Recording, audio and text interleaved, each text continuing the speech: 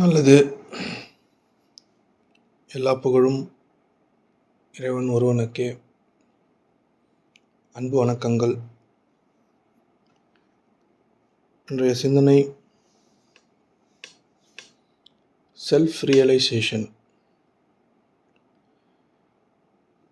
அப்படின்னா என்ன? தன்னிலை உணர்தல் அப்படின்னா என்ன?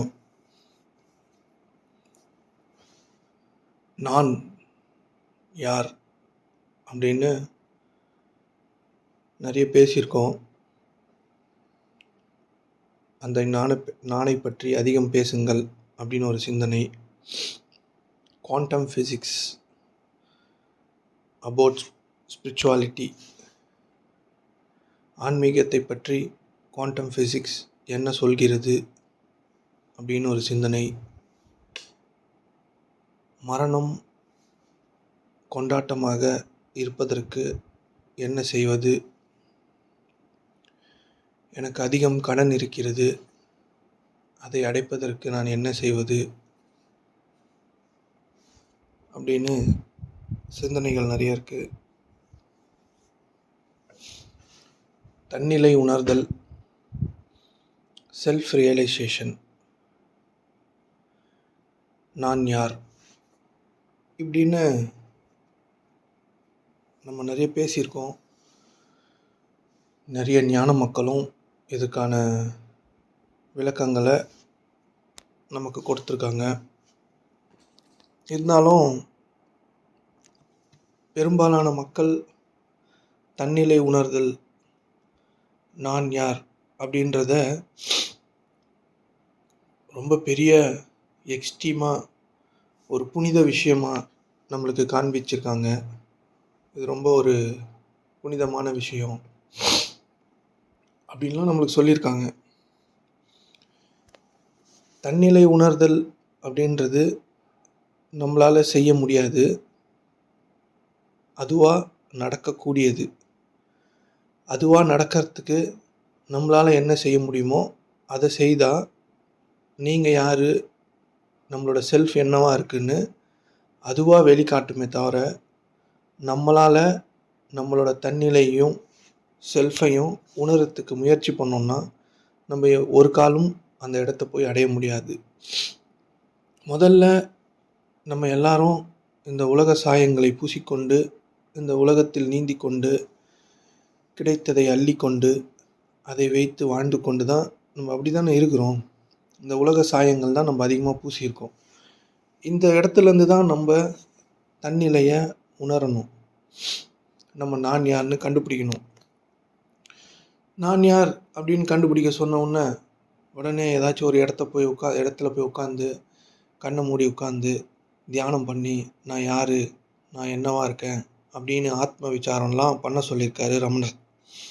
நான் யார், எனக்கு வர எண்ணங்கள் கிட்ட இந்த எண்ணம் யாருக்கு வந்தது அப்படின்னு ஆத்ம விசாரம் பண்ணி நீங்கள் உள்ளே போய் நான் யாருன்னு எத்தனை பேர் கண்டுபிடிச்சிருக்கோம் அப்படின்னா, கண்டுபிடிச்ச மாதிரி தெரியல. ஆனால் நான் யாருனுக்கான ஆத்ம விசாரம் இப்படி தான் சொல்லுது. தன்னிலை உணர்றதுக்கான வழியும் தியானங்களும் உபதேசங்களும் இல்லை வித்தியாசமான தீட்சை முறைகளையும் நமக்கு இந்த சமுதாயம் வழங்கி இருக்கிறதா நம்ம பார்க்குறோம். முதல்ல தன்னிலை உணர்தல் அப்படின்னா என்னென்னா, நீங்கள் இப்போ என்னவா இருக்கிறீங்கன்றத தெரிஞ்சுக்கிறது தான் தன்னிலை உணர்தல். நீங்கள் ஞானியாக இருக்கணுன்றதெல்லாம் அவசியம் இல்லை. நீங்கள் இப்போ என்னவா இருக்கிறீங்க அப்படின்றத நீங்கள் புரிஞ்சுக்கிறது தான் தன்னிலை உணர்தல். நீங்கள் என்னவா இருக்கிறீங்க அப்படின்றது ஒன்று இருக்குல்ல, அதுக்கு இப்போ நீங்கள் என்னவா இருக்கிறீங்கன்னு தெரிஞ்சுக்கினா தான் எக்ஸ்ட்ரீமாக ஆத்மஸ்வரூபத்தில் அது உங்களை கொண்டு போய் சேர்க்கும். புரியுதுங்களா? இப்போது மனித இனம் என்ன செய்துக்கிட்டு இருக்குன்னா, நம்ம என்னவா இருக்கிறோமோ அதை எதிர்த்துட்டு அதை மாற்ற முயற்சி பண்ணிகிட்ருக்கு. இப்போ நீங்கள் உங்கள் எல்லாரையும் கண்ணை மூடி உட்காந்து இப்போ நீங்கள் என்னவா இருக்கிறீங்க அப்படின்னா, உங்களுக்குள்ளே ஏதோ ஒரு உணர்வோ இல்லை ஏதோ ஒரு எண்ணமோ ஏதோ ஒரு வெறுப்போ இல்லை ஏதோ ஒரு மகிழ்ச்சியோ ஏதோ ஒன்று உங்களுக்குள்ளே இருக்குல்ல, அதுதான் இப்போ நீங்கள். அவ்வளோதான். இப்போது அந்த செல்ஃபு இப்போ இப்படி தான் இருக்குது. என்னுடைய நான் இப்போது கோவமாவோ, வெறுப்பாவோ, சந்தோஷமாவோ, மகிழ்ச்சியாவோ, காமமாவோ, வெறியாவோ ஏதோ ஒண்ணா இருக்குது அப்படின்றத நீங்க இந்த இப்போ தெரிஞ்சுக்கிறது தான் செல்ஃப் ரியலைசேஷன். உங்களோட செல்ஃப் என்னவாக இருக்கிறது அப்படின்னு நீங்க சதா காலமும் தெரிஞ்சுக்கிறது தான் செல்ஃப் ரியலைசேஷனே தவிர, இந்த ஆன்மீக உலகம் உங்களுக்கு ஏதோ ஒண்ணு பெருசா கத்துக் குடுக்குது பார்த்தீங்களா? உங்களோட செல்ஃப கண்டுபிடிக்கணும், நீங்க நான் யாருன்னு தெரிஞ்சுக்கணும் அப்படின்றதெல்லாம் அதுவா வர்றது. இதுதான் பிகினிங் ஸ்டேட்டு. இத நீங்க செஞ்சுட்டே இருந்தீங்கன்னா, நீங்க யாரோ அது வெளிப்படுத்தப்படும். அத நீங்க முயற்சி பண்ணி அடைய முடியாது. உங்களுடைய விழிப்புணர்வ நீங்க முயற்சி பண்ணி அடைய முடியாது. உங்களுடைய செல்ஃப நீங்க முயற்சி பண்ணி எடுத்துட்டு வர முடியாது. அது அதுவா மலர்கின்ற பூ. அதுவா வெளிப்பட்டால் தவிர உங்களால அதை அடைய முடியாது அப்படின்றது தான் உண்மை. அதற்கு நீங்க எந்த சூழல்கள் அமைச்சா அது வெளிப்படும் அப்படின்னா, நீங்க உங்களோட செல்ஃப் என்னவா இருக்குது அப்படின்னு தெரிஞ்சுக்கிட்டா போதுமே தவிர, அதை மாற்றவோ, அதை எதிர்க்கவோ நீங்க செய்யணும்னு அவசியமே இல்ல. புரியுதுங்களா? இப்போ தன்னிலை உணர்தல் அப்படின்னா, நீங்க எதையோ ஒண்ண மாத்தணும், நல்லதெல்லாம் செய்யணும், நல்லத செஞ்சு என்ன மாத்திக்கணும் அப்படின்லாம் கிடையாது. நீங்க எதுவுமே பண்ண வேணாம். ஜஸ்ட் உங்கள பத்தி நீங்க தெரிஞ்சுக்கிட்டா போதும். நீங்க ரோட்ல நடந்து போயிட்டே இருக்கீங்க. ரோட்ல குப்பை தொட்டி இருக்குது. நிறைய நல்ல விஷயங்களும் இருக்குது. இப்போ குப்பை தொட்டிய பார்க்கறதுனால, குப்பை தொட்டியில இருக்க எல்லா பொருளையும் நம்ம எடுத்து பாக்கெட்ல வச்சு எடுத்துட்டு வந்துடுறோமா என்ன? இல்லல்ல. குப்பை தொட்டிய பார்க்குறோம். பார்த்ததுனால என்ன தெரியுது? குப்பை தொட்டியில குப்பை போடணும்னு தெரியுது. தெரியுது. அவ்வளோதானே நம்ம பண்றோம். அதேபோல உங்களுடைய உள்ளத்தை, உங்களுடைய மனதை ஜஸ்ட் பாருங்க. நீங்க எவ்வளோ அசிங்கமா வேணாலும் இருங்க. இல்ல எவ்வளோ நல்லதா வேணாலும் இருங்க. எந்த செயலும் செய்ய வேணாம். நீங்க என்னவா இருக்கிறீங்கன்னு முதல்ல தெரிஞ்சுங்க. அது பேர் தான் செல்ஃப் ரியலைசேஷன். அது பேர் தான் நான் யார்? இப்போ உங்க நான் என்னவாக மாறியிருக்கிறது? அப்படின்னு நீங்க உங்களை பார்த்து கொண்டே இருந்தால் போதுமானது. நீங்க என்னவா இருக்கிறீங்களோ அது தன்னால வெளிப்படும். புரியுதுங்களா? நீங்க என்னவா இருக்கிறீங்களோ தன்னால வெளிப்படும். ஆனா இந்த ஆன்மீக உலகமும், ஆன்மீக வியாதிகளும் உங்களுக்கு பலவிதமான தியான முறைகளையும், தியானங்களையும், பல கோட்பாடுகளையும், திட்டங்களையும் உங்களை எப்படிலாம் மாத்தணும்னு நினைக்கிறாங்களோ, அப்படியெல்லாம் மாற்றி அமைக்கிறாங்க. உங்களுக்கான கொள்கைகளையும், கோட்பாடுகளையும், சடங்குகளையும், சாத்திரங்களையும் கொடுத்து, கொடுத்து, கொடுத்து நீங்க நல்லது செய்யறதா நினச்சுன்னு, நீங்க கெட்டது தான் செஞ்சுன்னு இருக்கிறீங்க. நீங்க செய்ற நல்லது எதுவுமே உங்களுக்கு எந்த நல்லதையுமே தராது. இப்போ நெறைய நல்லது செய்யறதா மனிதர்கள் நினச்சுன்னு இருக்காங்கல்ல, அந்த நல்லதுனால ஏதாச்சும் ஒரு பெனிஃபிட் கிடைச்சிருக்குதா? எல்லா விளைவுக்கும் எதிர் விளைவு இருக்குது அப்படின்னு எல்லாரும் ஒத்துக்கிறோம். கர்மா இஸ் பூமராங்குன்னு எல்லாரும் ஒத்துக்கிறோம். நீங்க ஏதோ ஒண்ணு நல்லதுன்னு நினச்சு செய்த நல்லது, உங்களுக்கு ஏதாச்சும் நல்லத விளைவிச்சுதா? அப்படின்னு நீங்க என்னைக்காச்சும் பார்த்துருக்கிறீங்களா? ஆனா நீங்க செய்ற கெட்டது, உடனே உங்களுக்கு கெட்டத விளைவிச்சிருக்கிறத உங்களால பார்க்க முடியும். ஆனா நீங்களா நினச்சிட்டு இருக்க நல்லது உங்களுக்கு நல்லத செஞ்சிருக்குதா? அப்படின்னு பார்த்தீங்கன்னா, இல்ல அப்படின்றது தான் உண்மை.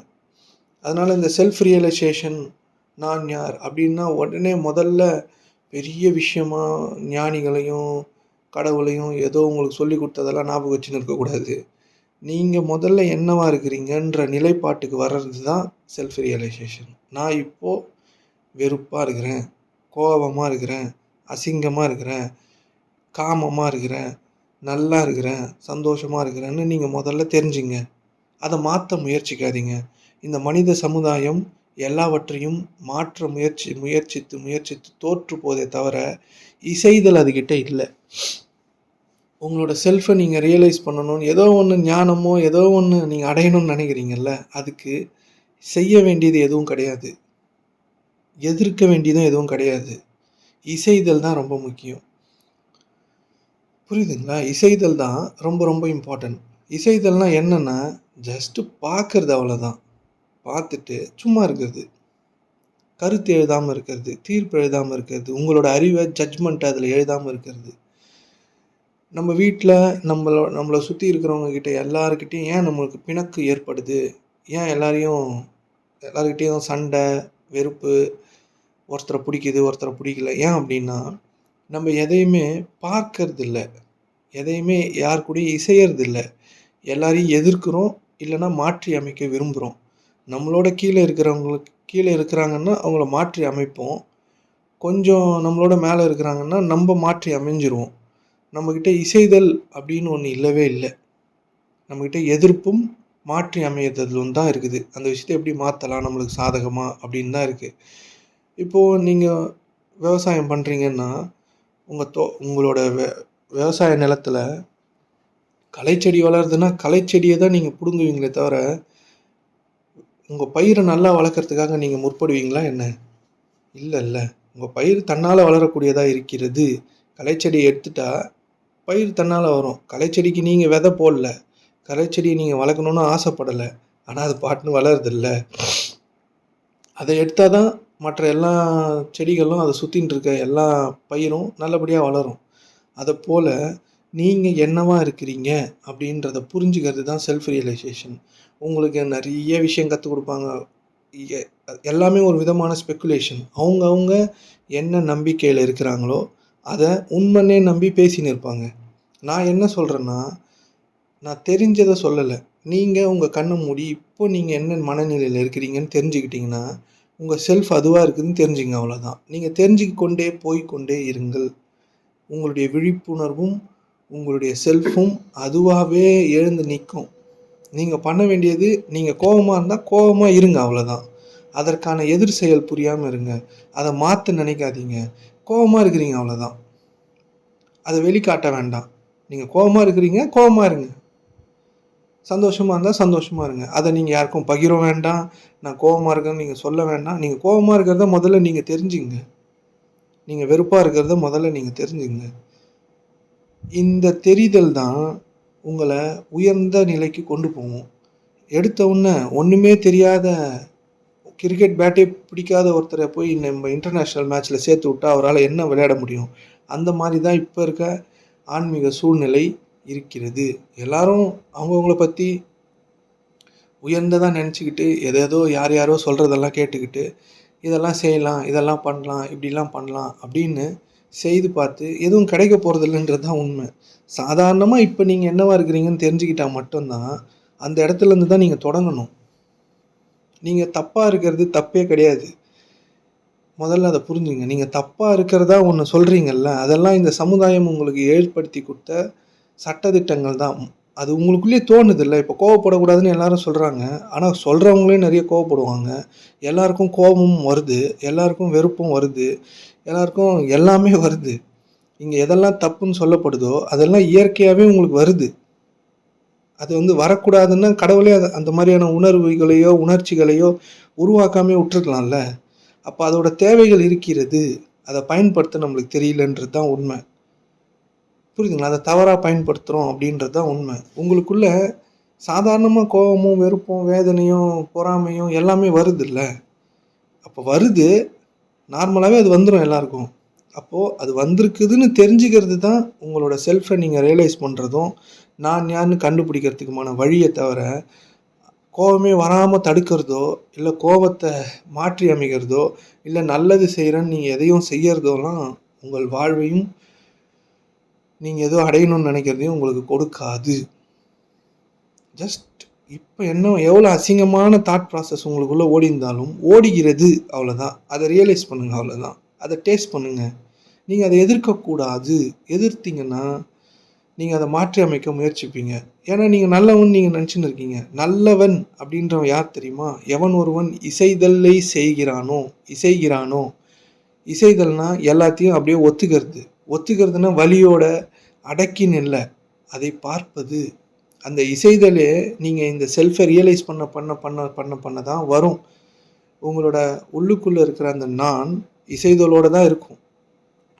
புரியுதுங்களா? உங்களை சுற்றி இருக்க இந்த வெட்டவெளி இசைதல் 100% இசைதல். நீங்கள் அதை வெட்ட முடியாது, நீரால் நினைக்க முடியாது, நெருப்பால் எரிக்க முடியாது, எதையும் பண்ண முடியாது. அதை நீங்கள் வாள் எடுத்து வெட்டினீங்கன்னா வாளுக்கு வழி விடும், அதை வெட்ட முடியாது. நெருப்பை எரிச்சிங்கன்னா நெருப்புக்கு இடம் தரும், அதை எரிக்கவே முடியாது. தண்ணி எடுத்து ஊற்றுனீங்கன்னா தண்ணிக்கு அது வழி விடும். இந்த வெட்டவெளி என்னவா இருக்கிறதோ அது நமக்குள்ளும் இருக்கிறது. அதுதான் நம்மளோட ஒரிஜினல் ஸ்டேட்டு, அதுதான் நம்மளோட ஒரிஜினல் குணம். இதெல்லாம் நம்மளோட ஈகோவோட குணம். இந்த கோபமும் வெறுப்பும் வேதனையும் இதெல்லாம் உங்களுக்கு நீங்கள் வச்சுருக்க நம்பிக்கைக்கு ஏற்படுற வலி. அதனால் நீங்கள் ஒரு விதமாக அதை வெளிக்காட்டுறீங்க. அதுதான் கோபமும், வெறுப்பும், வேதனையுமா, அதுவுமா, இதுவுமான்னு வருது.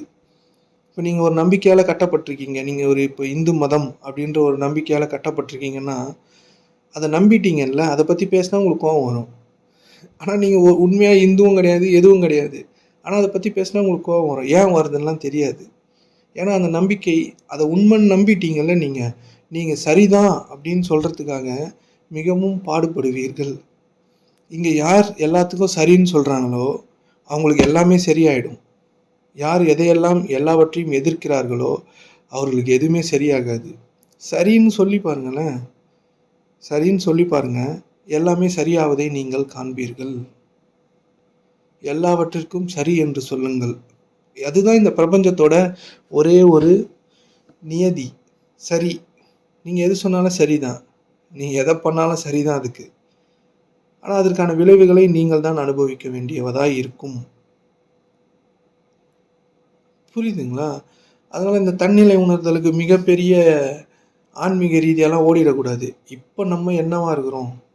இப்போ நம்ம அசிங்கமாக இருக்கிறோமா? அசிங்கமாக இருக்கிறோம், அவ்வளோதான். அதுதான் முக்கியம். இப்போ நாம் என்னவாக இருக்கிறோம் அப்படின்றத மாற்றம் செய்யாதீங்க. அதுதான் உண்மை. இப்போ நீங்கள் என்னவா இருக்கிறீங்கன்றது தான் உண்மை. நீங்கள் என்னவா வேணாலும் இருங்க, கோபமாக இருங்க, வெறுப்பாக இருங்க, அதெல்லாம் தப்பு கிடையாது. ஆனால் நீங்கள் அப்படி இருக்கிறீங்கன்னு தெரிஞ்சிக்காமல் இருக்கிறது தான் தப்பு. நீங்கள் என்ன வேணாலும், உங்களுடைய மனம் என்ன வேண்டுமானாலும் மாற்றம் அடைந்திருக்கலாம், தவறு இல்லை. ஆனால் அதை நான் இப்படி தான் இருக்கேன், கோபமாக இருக்கேன்னு தெரிஞ்சுக்கிட்டிங்கன்னா நீங்கள் கோவப்பட மாட்டீங்க. நீங்கள் வெறுப்பாக இருக்கேன்னு தெரிஞ்சுக்கிட்டிங்கன்னா வெறுப்பாக மாட்டீங்க. முயற்சி பண்ணி பாருங்கள். இதை பண்ணால் மட்டும்தான் நீங்கள் உண்மையாக என்னவா இருக்கிறீங்கன்னு புரியும். அது வரைக்கும் நீங்கள் தியானம் செய்தாலும், இல்லை நீங்கள் எவ்வளோ உபதேசம் கேட்டாலும், இல்லை நீங்கள் இந்த சமுதாயம் உங்களுக்கு வழிகாட்டுகின்ற வழியெல்லாம் நீங்கள் பின்பற்றினாலும் நீங்கள் தோல்வியை மட்டுமே சந்திப்பீர்கள். உங்களுக்கு எதுவுமே புரியாது. உங்களை புரியாத யாருக்கும் எதுவுமே இங்கே புரியாது, எதுவும் இங்கே கிடைக்காது. இது என்னோட நியதி கிடையாது, இது இந்த பிரபஞ்சத்தோட நியதி, ரூல். உங்களை நீங்கள் புரிஞ்சுக்கிட்டீங்கன்னா நீங்கள் இங்கே இருக்கும் தலைவனையும் புரிந்து கொள்ளலாம்.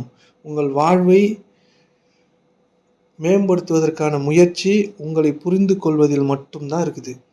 இந்த உலகப் பொருட்கள் உங்களுக்காக இலவசமாக வழங்கப்பட்டவையே, முயற்சி செய்து வேர்வை சிந்தி பெறுவதற்கானவை அல்ல. இதெல்லாம் நான் இந்த மாதிரிலாம் சொன்னால் நல்லா இருக்கும்ன்றதுக்காக சொல்லலை. இதெல்லாம் செய்து பார்த்து இதெல்லாம் உண்மைன்னு உங்ககிட்ட சொல்கிறேன்.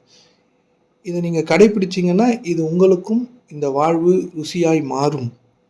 உங்களுடைய வாழ்வின் ருசியை நீங்கள் சுவைப்பதற்கு முதல்ல உங்களை நீங்கள் சுவைக்கணும். செல்ஃபை டேஸ்ட் பண்ணி பார்க்கணும்.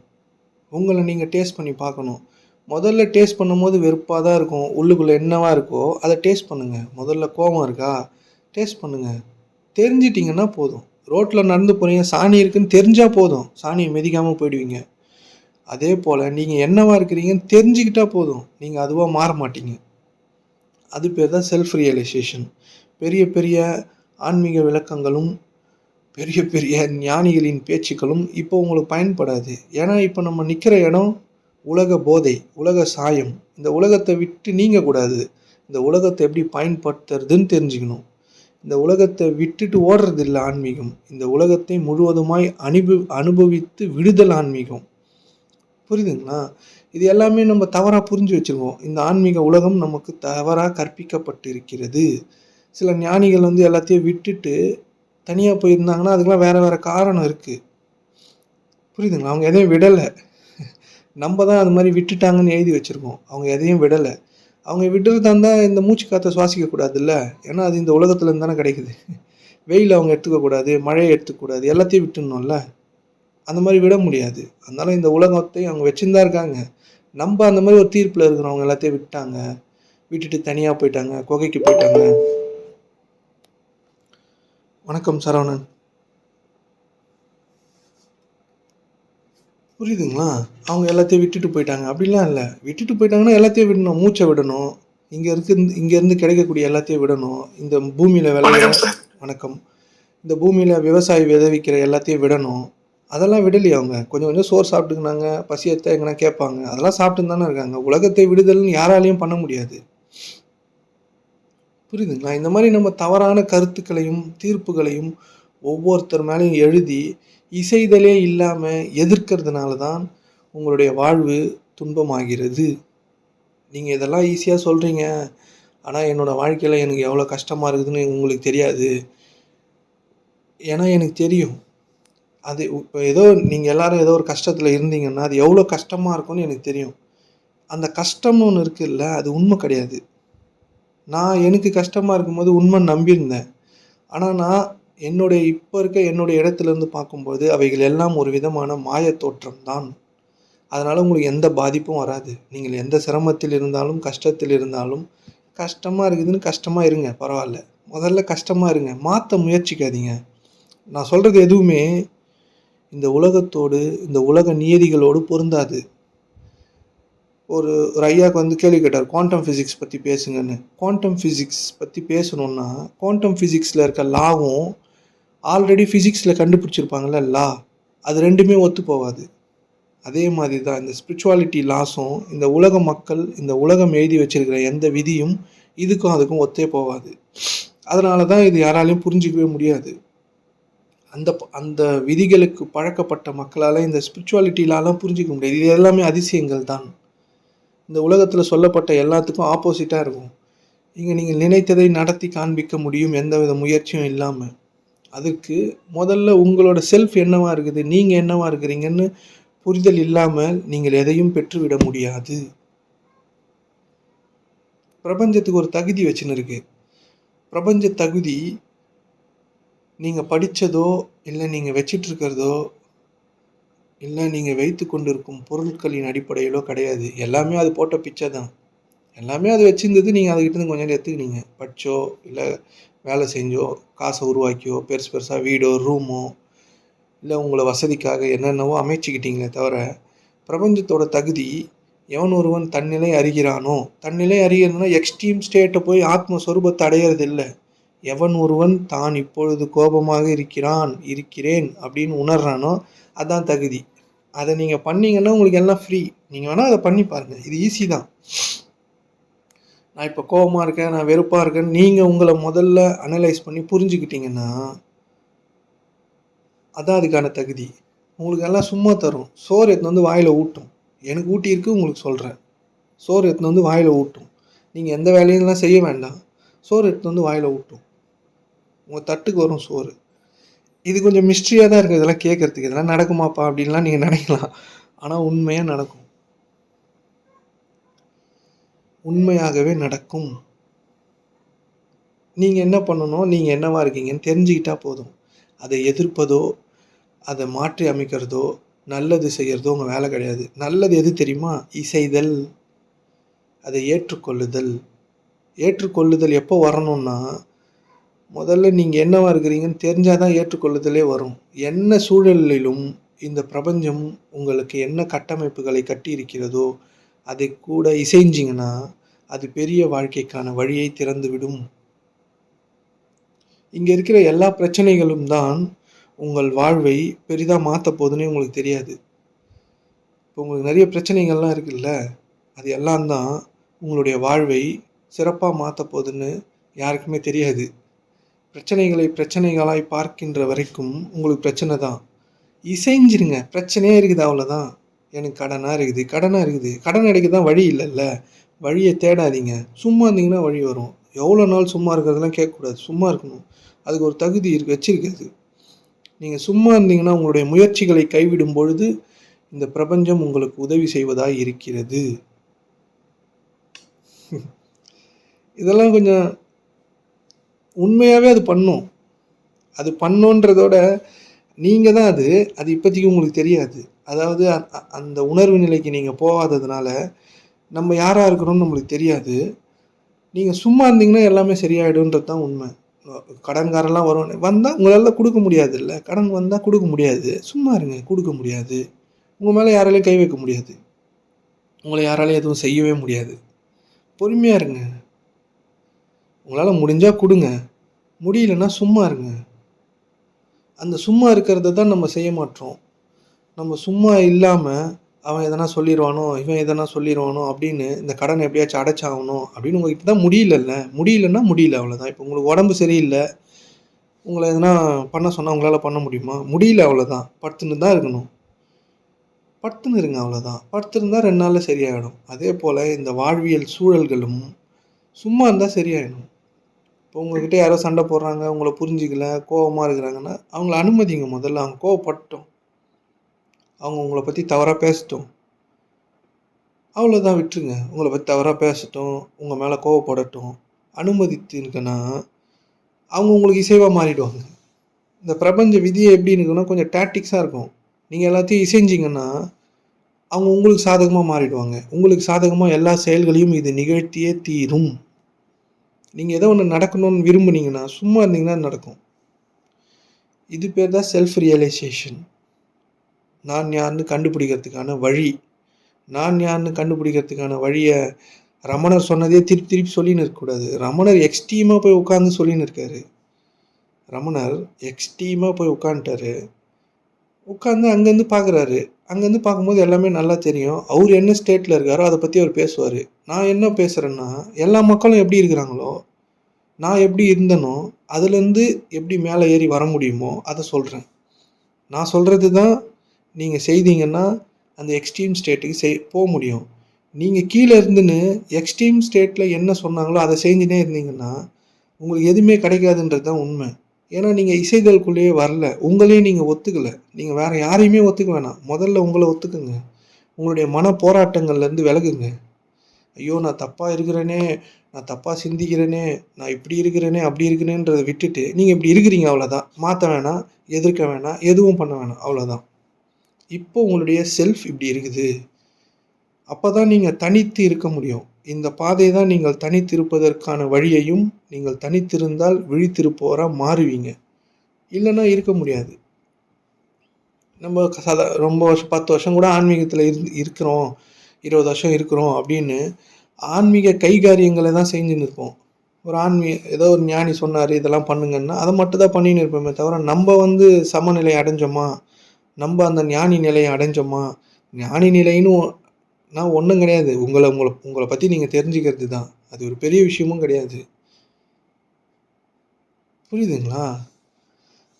இங்க இருக்க ஆன்மீகவாதிகளும், ஆன்மீகமும் எப்படி ஒரு மதம் கட்டமைக்கப்பட்டிருக்கோ, அதே மாரி அவங்களுக்கு ஒரு கூட்டத்த கட்டமைக்கிறாங்க. அவ்வளோதான். அதற்கு அவங்களுக்கு ஏத்த மாதிரியான மத சாயங்கள பூசிக்கின்னு, மனிதர்கள் எதுல அதிகமா நம்பிக்கை வச்சிருக்காங்களோ, இப்ப இந்து மக்கள் அதிகமா சிவனுன்னாங்கன்னா, சிவனுக்கு ஏத்த மாரி பேசி ஒரு கூட்டத்த உருவாக்குறது. முருகன் அப்டின்னாங்கன்னா, முருகனுக்கு ஏத்த மாரி பேசி ஒரு கூட்டத்த உருவாக்கி, முருகன் மாரி வேஷம் போட்டுக்கிறது. வேற ஒண்ணும் கிடையாது. இப்ப நான் இருக்கேன்னா, நான் ஏதாச்சும் ஒரு மதத்த சார்ந்து ஏதாவது ஒரு வேஷம் போட்டேன்னா, நெறைய பேர் வருவாங்க. இப்ப 20 பேர் இருக்கோமா, 500 பேர் வருவாங்க. கொஞ்சம் வேஷம் போடணும், கொஞ்சம் நடிக்கணும், பேசணும். அவ்வளோதான். இப்ப அவங்கலாம் நடிக்கிறாங்களான்னா எனக்கு தெரியாது. நான் சொல்றேன். அவங்க அந்த அளவுக்கு ஹிப்னாசிஸ் ஸ்டேட்ல இருக்கிறாங்க. அவ்வளோதான். அவங்க அத உண்மைன்னு நம்பின்னு இருக்காங்க. ஆனா, அது எந்த விதத்திலயும் பயன் தர போறதில்ல. வெளியில எதுவுமே கிடையாது. வெளியில இருக்கிற எதையோ ஒண்ணு நீங்க வணங்குனீங்கன்னா, நீங்கள் உண்மையான இறைவனை வணங்குவதை நிறுத்திவிட்டீர்கள்னு அர்த்தம். உங்கள நீங்க வணங்குங்க. உங்களுக்கு முதல்ல நீங்க வணங்குங்க. உங்களை நீங்கள் முதலில் வணக்கம் செய்யுங்கள்.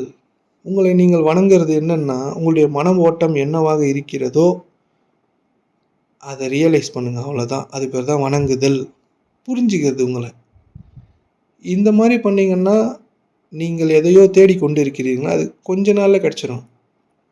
இல்லன்னா, எவன் ஒருவன் தன்னை நியாயப்படுத்திக் கொண்டும், நான் சரியா தான் இருக்கிறேன். நான் இப்படி தான் அவன் தான் மொத்தமா சீரழிவான்.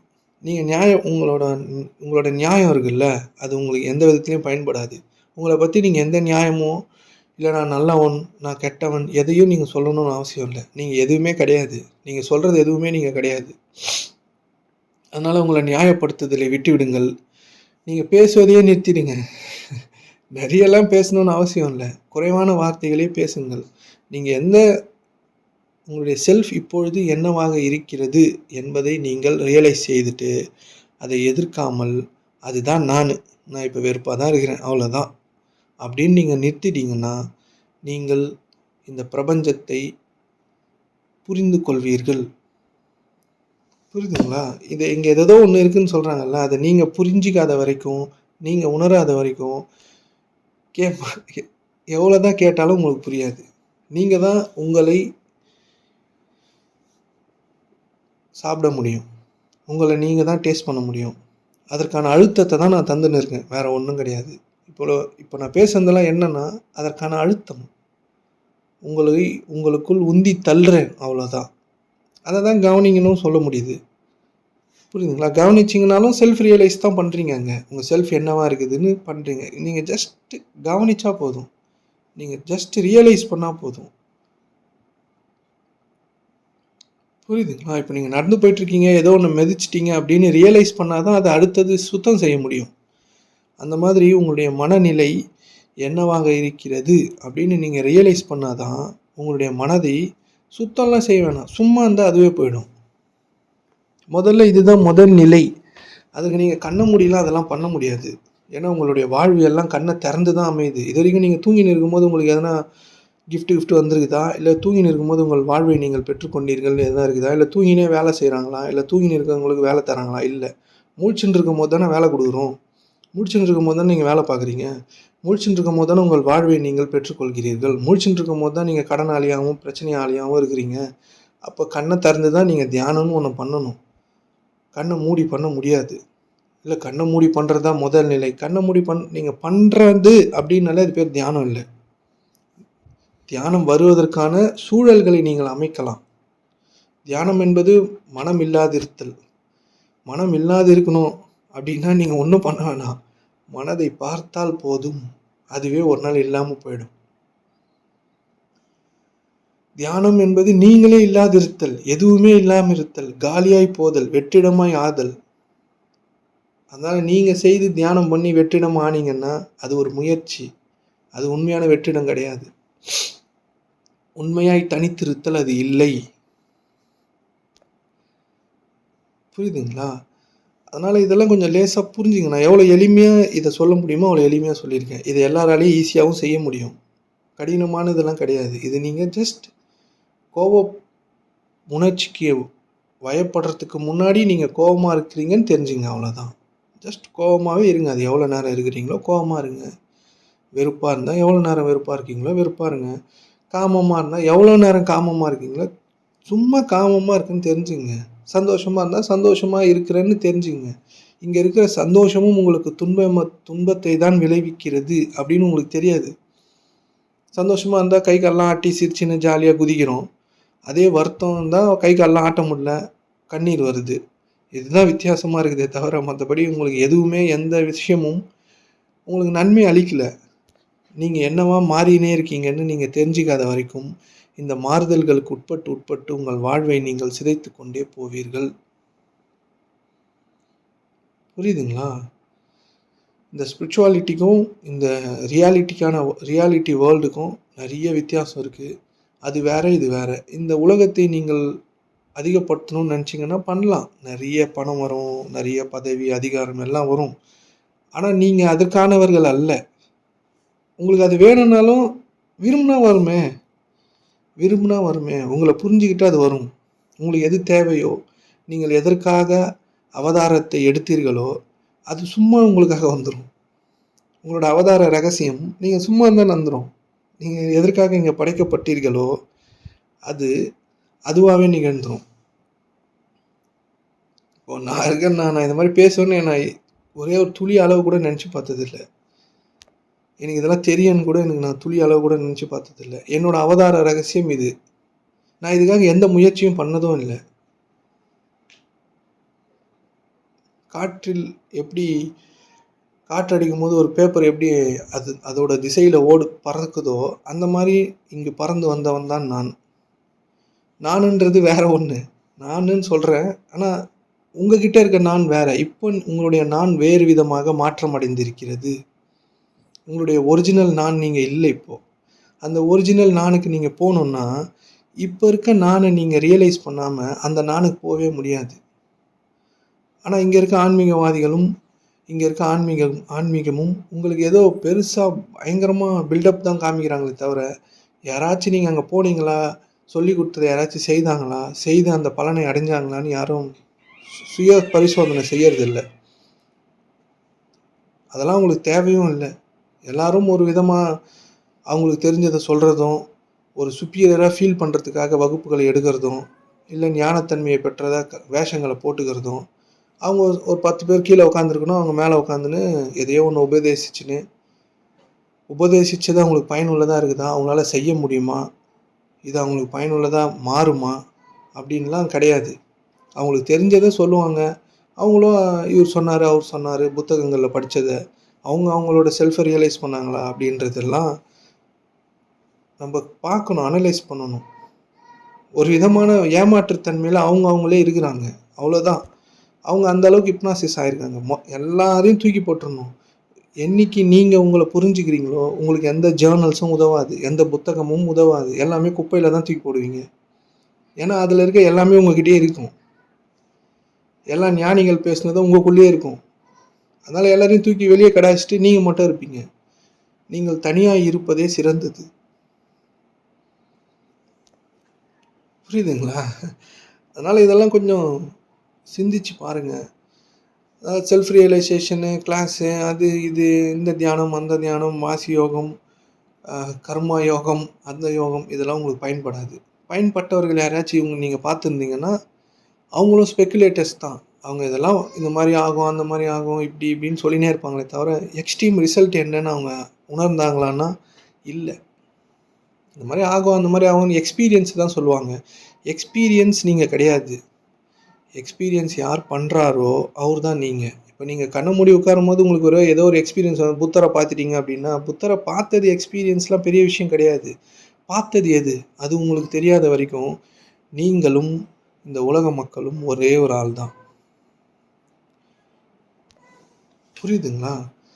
அதனால் ஏதோ ஒரு ஞானி ஏதோ ஒரு தியான முறையை கற்றுக் கொடுத்துட்டாருன்னா அதை வச்சுன்னு தொங்கினோ அதை பிடிச்சினோ இருக்காதீங்க. கண்ணை திறந்துனே இருக்கும்போது நீங்கள் என்னவா இருக்கிறீங்கன்னு பாருங்கள். உங்களுடைய உள்ளுக்குள் செல்லுங்கள், உள்ளே போய் உட்காருங்க, அமைதியாக இருங்க. இதெல்லாம் உங்களால் பண்ண முடியும். இதெல்லாம் பண்ணால் நீங்கள் ஏதோ இங்கே அடையணும்னு நினைக்கிறீங்கல்ல, பெரிய பெரிய விஷயம் சும்மா கிடைக்கும். சும்மா கிடைக்கும். நீங்கள் 1,00,000 வேலைக்கு போகணுன்னு நினச்சா சும்மா வேலை கிடச்சிடும் உங்களுக்கு. எப்படி கிடைக்கும்லாம் தெரியாது. அந்த மாதிரி நிறைய அற்புதங்கள் இங்கே நிகழ்ந்திருக்கிறது. அழுகிய பயிர்கள் வளர்ந்திருக்கிறது. அழுகிய பயிர் வளருமா? வளராதில்ல. வளர்ந்திருக்கிறது. வேலையே கிடைக்காதுன்றவங்களுக்கு வேலை கிடச்சிருக்கு. நிறைய அற்புதங்கள் நிகழ்ந்திருக்கிறது. காணாமல் போன நிறைய பணம் வச்சிருந்த பை கிடச்சிருக்கு. எல்லாமே நடக்குங்க. நீங்கள் சும்மா இருந்தால் போதும். இதெல்லாம் எதுக்கு சொல்கிறேன்னா, இதெல்லாம் சாதாரணமாகவே இது மாதிரிலாம் நடக்கும். நீங்கள் உங்களோட உள்ளுக்குள்ளே இருந்தீங்கன்னா, வெளியில் சுற்றின்னு இருந்தீங்கன்னா வெளியிலே சுற்றின்னு இருக்கலாம். அது சந்தோஷமும் துக்கத்தையும் கலந்த மாதிரி அதன் மீது நம்பிக்கை வச்சு அதை நம்ம எப்படி அதை நம்ம தக்க வச்சுக்கிறதுக்காக போராட்டங்களையே நிகழ்த்தி கொண்டிருப்போம். நீங்கள் வெயில், மழை, காற்று, இந்த பூமி இதெல்லாம் பார்த்தீங்கன்னா, மழை நாளைக்கு கொஞ்சம் பெய்யணும், இன்றைக்கே பெஞ்சிட்டா எப்படி, நாளைக்கு கொஞ்சம் பெய்வோம் அப்படின்னு சொல்லிட்டு எதையும் மீற்றி வச்சுக்காது. வெயில் நாளைக்கு அடிக்கணும், இன்னைக்கு கொஞ்சமாக அடிப்போன்னு கொஞ்சம் கம்மி பண்ணிக்காது. பூமியில் எல்லோரும் வீடு கட்டியிருக்காங்கல்ல, அந்த கான்கிரீட்டாக இந்த வீடெல்லாம் தாங்கின்னு இருக்குன்னு நினைக்கிறீங்க? இந்த பூமி தான் தாங்கின்னு இருக்குது. அந்த இரும்பு அந்த சிமெண்ட் இல்லாமல் தாங்கின்னு இருக்குன்னு நினைக்கிறீங்க? இல்லை. இந்த பூமி ஏதோ கருணையோடு தாங்கின்னு இருக்குது. ஏதோ நம்மளுக்கு அடிப்பணியணும்னு கட்டளை இருக்குது. இந்த ஐம்பூதங்களும் நமக்கு அடிப்பணியணும்னு கட்டளை இருக்குது. புரியுதுங்களா? மழை, வெயில், காற்று இன்னைக்கு கொஞ்சமாக அடிச்சிக்கலாம், நாளைக்கு நம்ம கொஞ்சம் மிச்சம் வச்சுக்கணும், நாளைக்கு அடிக்கலாம். எதுக்கு இவனுங்களுக்கு இன்றைக்கி ஃபுல்லாக அடிக்கணும்? இவனுங்க அடிச்சா என்ன பண்ண போகிறானுங்க? ஒன்றும் பண்ண போகிறது கிடையாது. சும்மா நடந்து போயின்னு வந்துதான் இருக்க போகிறானுங்க, அழுதுன்னு. அது கஷ்டம், இது கஷ்டம்னு போகிறானுங்க. எதுக்கு நம்ம காற்று அடிக்கணும்? மூச்சு காற்று நீங்கள் எவ்வளோ வேணாலும் இழுக்கலாம். கொஞ்சமாக இழுத்தாலும் இழுத்துக்கலாம், நிறைய வேணாலும் இழுத்துக்கலாம். இவனுக்கு கொஞ்சம் தானே இழுக்கிறானுங்கன்னு கொஞ்சமாக அடிக்குது. அது எல்லாத்தையும் அன்னன்னைக்கு என்ன செலவு செய்யணுமோ அது அப்படியே எந்தவித பாகுபாடும் இல்லாமல் செலவு செய்யுது. மழை பெய்யுது, நீங்கள் குடிக்கிற 2 கிளாஸ் தண்ணிக்கு எதுக்கு இவ்வளோ மழை பெய்யுது? வெயில் அடிக்குது, நீங்கள் கொஞ்சமாக வெயிலில் போகிறதுக்கு எதுக்கு இவ்வளோ வெயில் அடிக்குது? காற்றடிக்குது, நீங்கள் கொஞ்சமாக சுவாசிக்கிறதுக்கு எதுக்கு இவ்வளோ காற்றடிக்குது? பூமி இருக்குது, கொஞ்சமாக வாழ்கிறதுக்கு எதுக்கு இவ்வளோ பெரிய பூமி இருக்குதுன்னு யோசித்து பார்த்துருக்கீங்களா? அதே மாதிரி தான் நம்மளும் வேலைக்கு போகிறோம், இல்லை பிஸ்னஸ் செய்கிறோம், ஏதோ ஒரு சம்பளமோ ஏதோ ஒரு பணமோ வருது இல்லை, அட்லீஸ்ட் ஒரு மாசமாச்சு எல்லா பணத்தையும் செலவழிச்சு பாருங்க. கடவுளுக்கு கொஞ்சோண்டு டாக்ஸ் கட்டுங்க. கடவுளுக்கு டாக்ஸ் கட்டுறதுன்னா, அட்லீஸ்ட் ஒரு 20% ஆச்சு நன்மையான காரியங்களுக்கு, ஏழை மக்களுக்கு, நல்லடியார்களுக்கு, குருமார்களுக்கு, ஏழை மக்களுக்கு, உங்க சொந்தக்காரங்கள்ல ரொம்ப நொடிந்து போனவர்களுக்கு, இவங்களெல்லாம் போய் பார்த்து கொஞ்சமாச்சும் உங்களோட உதவிய செய்யுங்க. கடவுளோட டாக்ஸ் கட்டுறவங்களுக்கு தான் மிச்ச பொருள்லாம் அவங்கவங்களுக்கு பயன்படும். கவர்மெண்ட்டுக்கு டாக்ஸ் கட்டுறது மக்களுக்கு பயன்படும். கடவுளுக்கு டாக்ஸ் கட்டுறதுன்றது உங்ககிட்ட இருக்கிறதுல 20% குடுக்கணும் அப்படின்றது வேதங்கள்ல சொல்லியிருக்கு. நீங்க குடுக்காம கூட இருக்கலாம். அது உங்களோட விருப்பம். சொல்றேன் நான் உங்களுக்கு. புரியுதுங்களா? கடவுளுக்கு கொஞ்சோண்டு டாக்ஸ் கட்டிக்கங்க. கட்ட முடியலன்னா அவரு அந்த டாக்ஸ்க்கான எல்லா கட்டணத்தையும் வாங்குவாரு. மழை எப்படி மொத்தமா மழை பெய்யுது. கொஞ்சோண்டு மேகம் வச்சுக்கலாம்ல. நாளைக்கு பெய்யலாம் இவனுங்களுக்கு. நாளைக்கு கொஞ்சம் பேஞ்சு விடலான்னு. அதே மாதிரி உங்ககிட்ட இருக்கிற எல்லா பொருளையும் இப்ப என்ன இருக்கோ அத அப்படியே செலவு செய்து பாருங்க. சும்மா ஒரு மாசமாச்சு செலவு செய்து பாருங்க அந்த மாரி. உங்களோட தேவைக்கு போக மத்தவங்களுக்கு நீங்க கொடுத்து தான் ஆவணும். அந்த மாரி செலவு செய்ற ஒரு மாசம் அந்த மாரி பண்ணி பாருங்க. எப்படி மழை நம்மளுக்காக மொத்த மழையும் கீழ ஊத்துது. அது வேஸ்ட் ஆனாலும் பரவாயில்லன்னு. அந்த மாரி உங்ககிட்ட இருக்கிற மொத்த இருப்பையும் காலி செய்து பாருங்களேன். ஒரு மாசம் பண்ணுங்க. பண்ணி பார்த்தீங்கன்னா உங்களுக்கு தெரியும். இது செலவு செய்யறதுனால காலி ஆறது இல்ல. இது எப்பொழுதும் ஊற்று போல பெருக்கெடுப்பது. இந்த உலகப் பொருளும் அப்படிதான். ஆனா நம்ம தான் அந்த மனநிலைக்கெல்லாம் வர்றதில்ல. நம்மகிட்ட இருக்கிறது தான் லாஸ்ட்டு. நம்மகிட்ட இருக்கிறது தான் அப்படின்னு இந்த மாரிலாம் நான் இருந்திருக்கேன். அதுக்கப்புறம் நான் செலவு செய்தும் பார்த்துருக்கேன். அதனால உங்களுக்கு சொல்றேன். இப்போ என்ன இருக்கோ, மழை எப்படி ஃபுல்லா பெய்யுதோ, வெயில் எப்படி ஃபுல்லா அடிக்குதோ இன்னைக்கு, காத்து எப்படி ஃபுல்லா அடிக்குதோ, நாளைக்கு நாளைக்கு தான் அடிக்கும் அது. நாளைக்காக அது சேத்துல வச்சுக்காது. நாளைக்கு திருப்பி அடிக்கும். புரியுதுங்களா? மழை நாளைக்கு ஃபுல்லா புதுசா பெய்யும். வெயில் புதுசா வரும். கொஞ்சம் சேர்த்து வச்சுன்னு அடிப்போம் நாளைக்கு. கொஞ்சம் சேர்த்து வச்சுன்னு மழை நாளைக்கு பெய்யும். காற்று கொஞ்சமாக அடிக்கலாம். இவனுங்க கொஞ்சமாக செஞ்சு ஏதோ இவனுங்க சும்மானா இவனுங்க மன ஓட்டத்தில் ஓடின்னு இருக்கானுங்க, அழுகுறானுங்க. எல்லாம் கொடுத்ததுக்கப்புறமும் எதுவும் கடவுள் கொடுக்கல, கண் இல்லை, அது இல்லைன்றானுங்க. இவனுக்கு என்னத்துக்கு காற்று அடிக்கணும்னு சொல்லிட்டு கொஞ்சமாக அடிக்குது. மொத்தத்தையும் அடிச்சு காலி பண்ணிவிட்டு நாளைக்கு திருப்பி அடிக்கும். அந்த மாதிரி உங்ககிட்ட இருக்கிற இருப்பை ஒரே ஒரு மாதத்துக்காச்சு 2,00,000 சம்பாதிக்கிறீங்களோ, 1,00,000 சம்பாதிக்கிறீங்களோ, இல்லை 1000 ரூபாய் சம்பாதிக்கிறீங்களோ, உங்கள் இஷ்டம். ஏதோ ஒன்று அப்படி அப்படியே காலி பண்ணி பாருங்க. பண்ணி பாருங்க. தேவைக்கு அப்படியே செலவு பண்ணுங்க.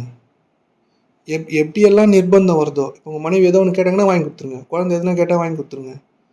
எதுனா சாப்பிட்ணுன்னு கேட்டால் வாங்கி கொடுத்துருங்க. புரியுங்க. கடவுளுக்கு கொஞ்சோண்டு டேக்ஸ் கட்டிடுங்க. கட்டினீங்கன்னா இந்த இந்த பணம்லாம் கரெக்டாக செலவாகும்.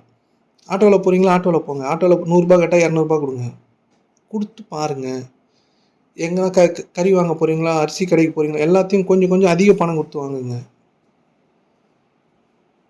ஏன்னா இந்த பிரபஞ்சம் இவன் நல்லவன் கெட்டவன், இவன் நல்லா நம்மளுக்கு நல்லது செஞ்சுருக்கான் அப்படிலாம் பார்க்காது.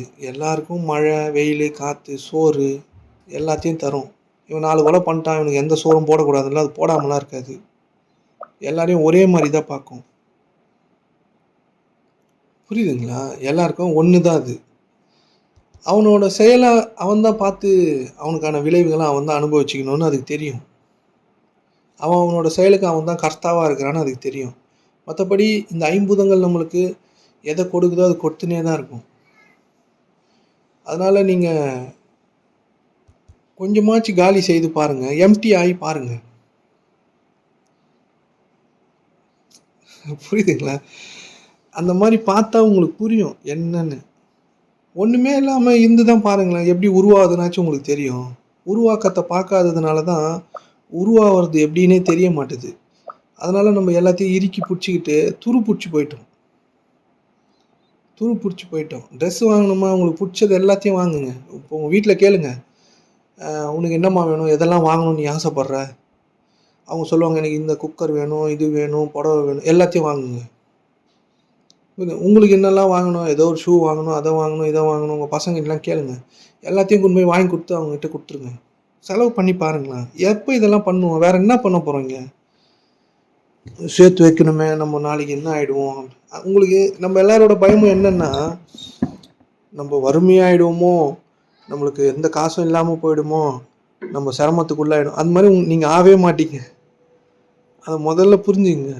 உங்களோட மனநிலை தான் அந்த மாதிரி உங்களை ஆக்கும். நீங்கள் ஏன் அப்படி எல்லாரும் ஏன் அப்படி நினைக்க மாட்டீங்க?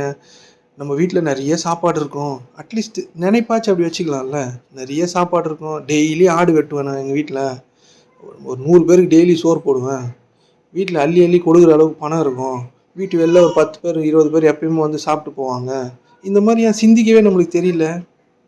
ஐயோ கஷ்டம் வந்துருமோ, காசு காலி ஆயிடுச்சுன்னா என்ன பண்ணுறது, வறுமை ஆகிடுமோ, பணம் வந்து பணத்தோட அருமை நம்மளுக்கு தெரியலையோ அப்படின்னு தானே நம்ம நினைக்கிறோம்.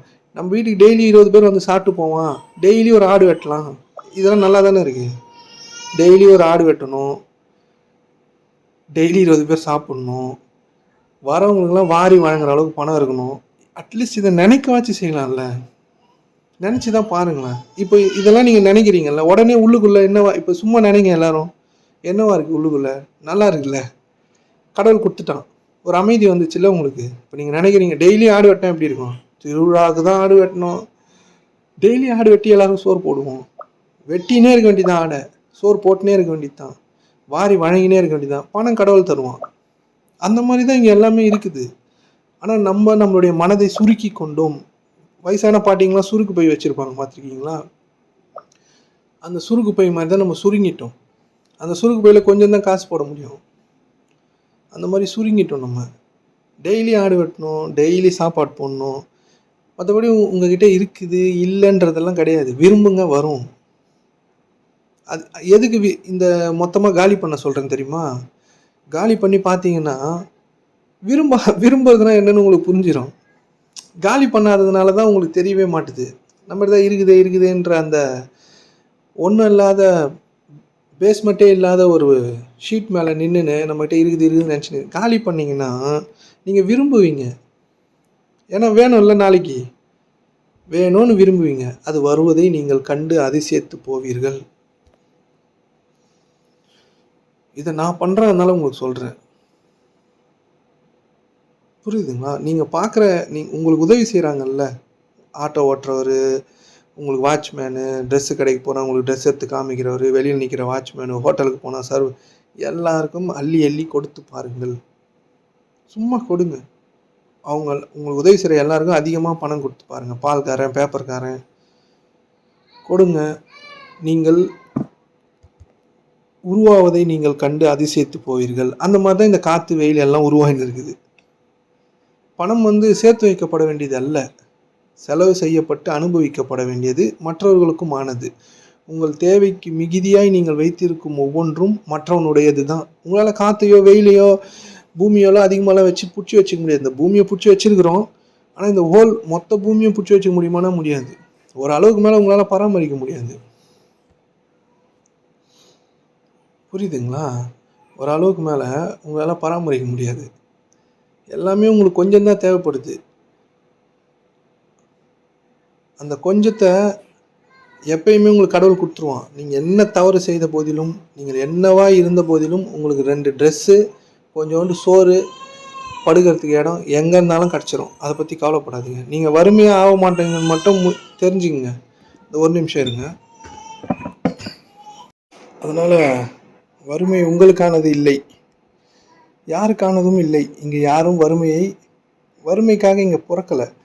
யாருக்கு வறுமை அப்படின்னா, யார் தன்னிலை உணராமல் மனதின் பக்கமே சுற்றி கொண்டு அதை மாற்றி அமைப்பதற்கோ, இல்லை நல்லது செய்யணும்னு நல்லது மேலே கவனத்தை வச்சுன்னு ஏதோ ஒன்று செய்கிறாங்கல்ல, அவங்க தான் வறுமையாளியாக மாறிடுவாங்க. உங்களோட நிலையை யார் உணரலையோ அவங்க தான் வறுமையாளராக மாறுவாங்க. தன்னிலை உணர்தல்ன்றது நீங்கள் யாருன்னெலாம் கண்டுபிடிக்க வேண்டாம், நீங்கள் கண்டுபிடிக்கவும் முடியாது. நீங்கள் செய்ய வேண்டியது, நீங்கள் என்னவாக இப்பொழுது இருக்கிறீர்கள், அவ்வளோதான். நீங்கள் என்ன வேணாலும் இருங்க, அதை மாற்றாதீங்க. ஆனால் நீங்கள் இப்பொழுது என்னவாக இருக்கிறீர்கள் அப்படின்னு நீங்கள் தெரிஞ்சுங்க. இது எவ்வளோ ஈஸியான விஷயம். அதை தெரிஞ்சுக்கிறவங்களுக்கு இந்த பிரபஞ்சம் உதவி செய்யும். இதை விட சிம்பிளாக ஆன்மீகம் வந்து உங்களுக்கு யாராலையும் போதிக்க முடியுமான்னு தெரிலன்றதோட இதுதான் உண்மை. இதை தான் நீங்கள் செய்யணும். இதுதான் முதல் ஸ்டெப்பு. இதை நீங்கள் கண்ணை திறந்து தான் செய்யணும். ஏன்னா உங்களுடைய வாழ்வு கண்ணை திறக்கும் பொழுது தான் நீங்கள் பெற்றுக்கொள்கிறீர்கள். புரியுதுங்களா? அதனால இத கொஞ்சம் முயற்சி பண்ணி பாருங்க. இதை செய்து பாருங்கள். நீங்கள் அதிசயித்து போவீர்கள். நீங்களே இப்ப என்னோட ஒரு ஒரு கமெண்ட் ஒருத்தர் போட்டிருக்காரு, "எனக்கு அதிகம் கடன் இருக்கிறது. அத நான் எப்படி சரி செய்யறதுன்னு?" நீங்க சரி செய்ய வேண்டாம். இங்க எதெல்லாம் வளர்ந்ததோ அது வளர்ந்தது. நீங்க சரி செய்ய வேணாம். அத அடையணுன்ற நினைப்பு முதல்ல வைங்க. அதற்கான வழிகள் உங்களுக்காக காண்பிக்கப்படும். எவ்வளோ நாள் ஆகும் அத அடையறதுக்கு? கடன்காரன் வந்து கேட்பானே! அதான் உங்ககிட்ட இல்லல்ல. இல்லன்றத இல்லன்னு ஒத்துக்குங்க. தரணுன்ற நல்ல எண்ணத்துக்கு வாங்க. தந்துருவீங்க. எவ்வளோ நாள் தர முடியலையோ, அவ்வளோ நாளும் தர முடியல தான். முதல்ல உங்களோட பேசிக்கான உணவு, உடை, இருப்பிடத்துக்கு உங்களை சார்ந்தவங்களுக்கும், உங்களுக்கும் முதல்ல அதுதான் நீங்க செய்யணும். இப்ப நெறைய கடன்ல இருக்கு. என்ன பண்றதுன்னு தெரியலன்னா, முதல்ல சாப்பிட்டுக்கணும். நல்ல ட்ரெஸ் போட்டுக்கணும். தூங்குறதுக்கு இடத்த கண்டுபிடிச்சுக்கணும். அதுக்கப்புறம் அதுக்கான வழிலாம் சும்மா வந்துரும். புரியுதுங்களா? முதல்ல சாப்பிட்டுக்கணும். ட்ரெஸ்ஸுக்கான வழி பண்ணிக்கணும். வீட்டு தங்கறதுக்கும், தூங்குறதுக்கும் இடத்த புடிச்சு வச்சுக்கணும்.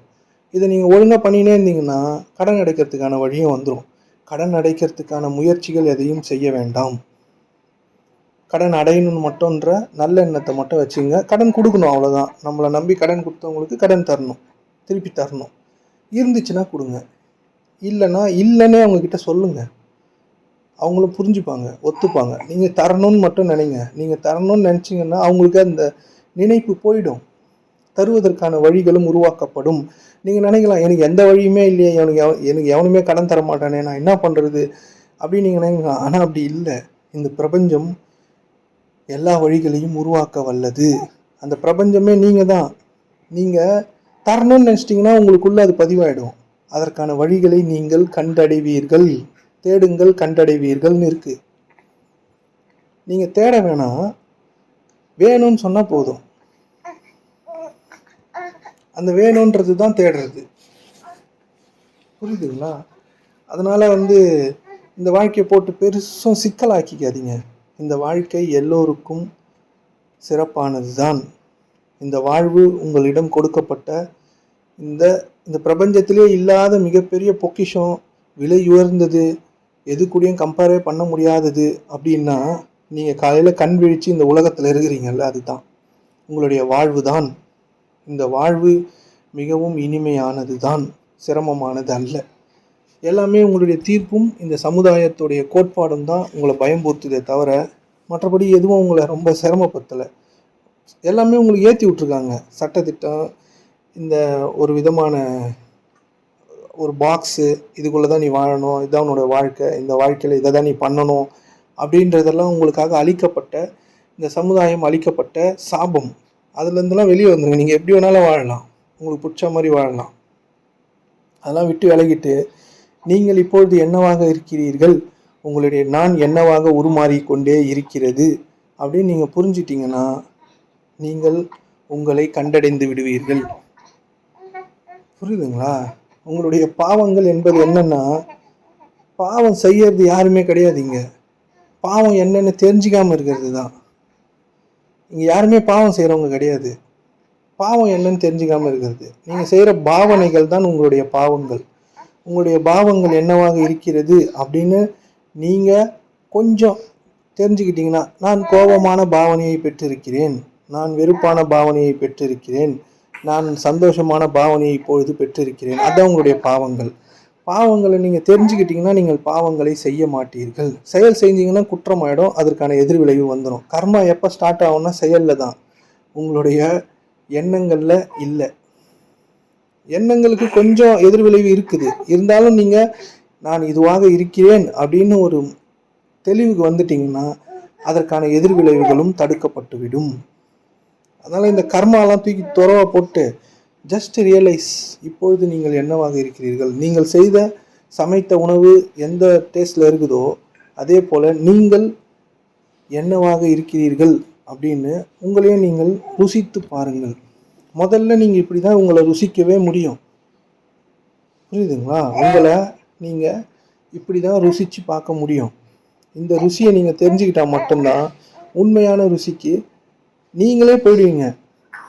அதற்கான அழுத்தத்தையும் அதற்கான வழியையும் நான் உங்களுக்கு சொல்லி கொண்டு இருக்கிறேன். இதை நீங்கள் செய்தீங்கன்னா நீங்கள் பேரதிசயத்தை காண்பீர்கள். நீங்கள் இந்த ஆன்மீகம் என்னன்னு உங்களுக்கு புரியும். அதனால் சுத்தமாக காலி ஆகிடுங்க, எப்பயுமே காலி ஆகிடுங்க. நாளைக்கு புதுசாக மழை வர மாதிரி உங்களுடைய வாழ்வு புதிதாக மலரும். நீங்கள் ஏழையாக மாட்டீர்கள். உங்களுக்கு புதுசாக வாழ்க்கை மலர்ந்துன்னே இருக்கும். அது பேர் தானே வேலை. இப்போ நீங்கள் 30 நாள் வேலை செஞ்சீங்கன்னா 30 நாளுக்கான சம்பளம் உங்களுக்கு தராங்கல்ல. 30 நாளுக்கான சம்பளத்தை நீங்கள் காலி பண்ணணும்னு தானே அர்த்தம்.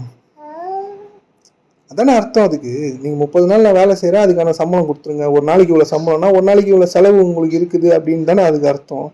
அதை நீங்கள் செலவு செய்து பாருங்கள். ஒரு மாதம் செலவு செய்யுங்க. உங்கள் வீட்டில் இருக்கிறவங்க, உங்களை சார்ந்து இருக்கிறவங்க எல்லாருக்கும் செலவு செய்து உங்கள் வீட்டில் இருக்கிறவங்களோட விருப்பங்கள் எல்லாத்தையும் நிறைவேற்றிடுங்க. அவங்க சின்ன பல்பம் கேட்டால் கூட வாங்கி கொடுத்துருங்க. இதெல்லாம் வாங்கணும்னு நினச்சின்னு இருக்கா, இதெல்லாம் வாங்கணும். அவங்க சின்ன சின்ன விஷயங்கள் எல்லாத்தையும் சொன்ன எல்லாத்தையும் கூப்பிட்டு போய் வாங்கி கொடுத்து அவங்கள தன்னிறைவில் நிற்க வைங்க.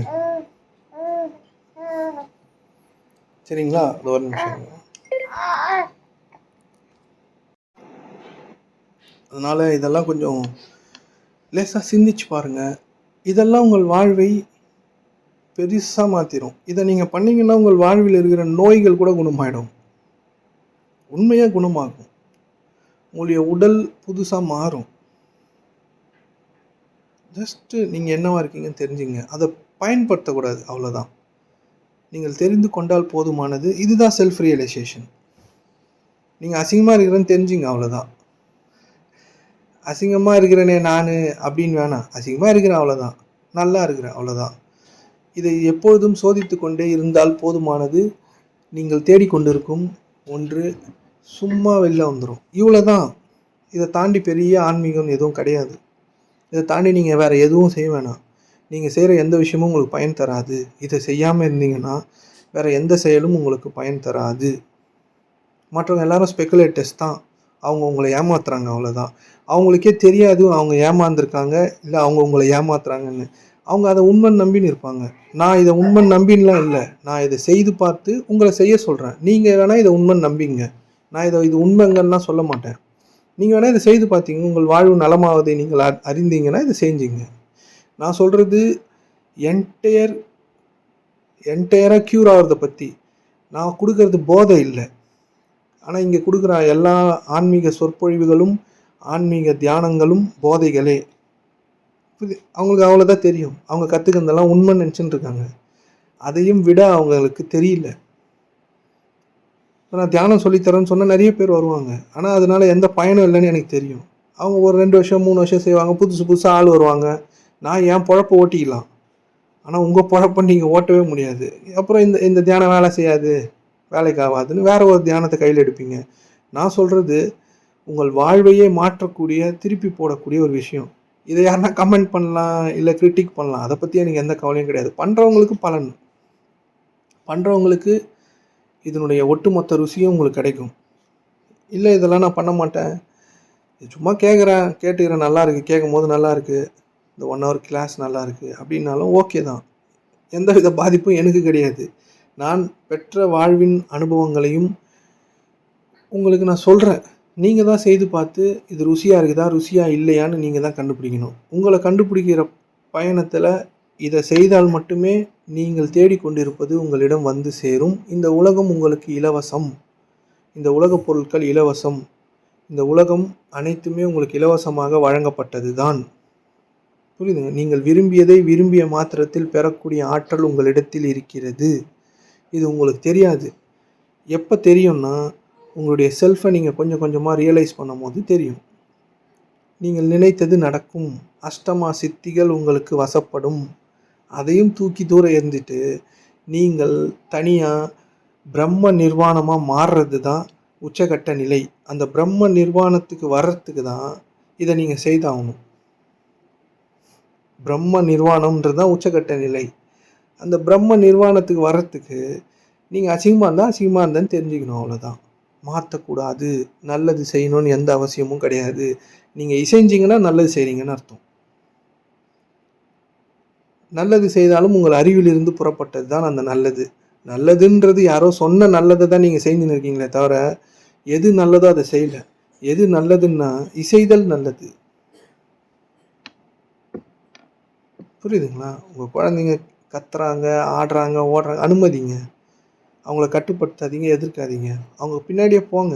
அவங்க என்னன்னா கத்தட்டும், என்னன்னா செய்யட்டும். அனுமதிங்க. கொஞ்ச நாள்ல அவங்க மாறுவாங்க. நீங்க இசைதலின் காரணமாக பிரபஞ்சம் நீங்கள் எதை நினைத்தீர்களோ அது உங்களுக்கு வசப்படுத்தி கொடுத்துவிடும். இதுதான் உண்மையான பிரபஞ்ச ரகசியம். சிதம்பர ரகசியம் இதுதான்.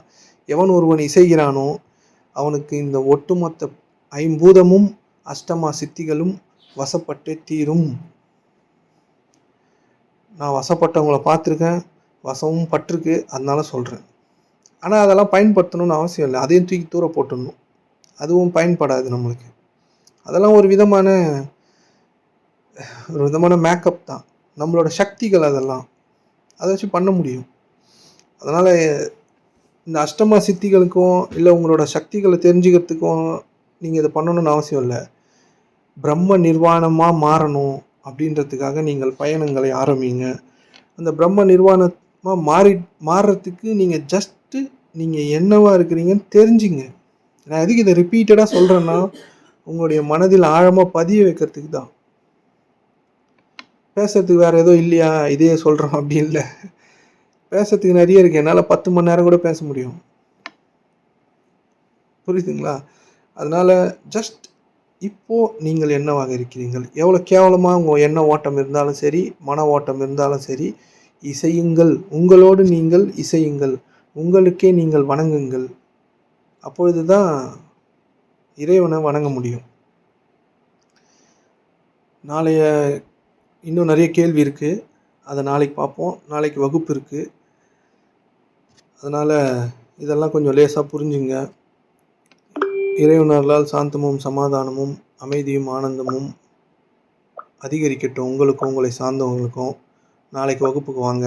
மிச்சம் இருக்க எல்லா கேள்விகளுக்கும் இறைவன் நாளைக்கு என்ன பதில் தரானோ அதை பார்ப்போம். நல்லது. இறைவன் போதுமானவன்.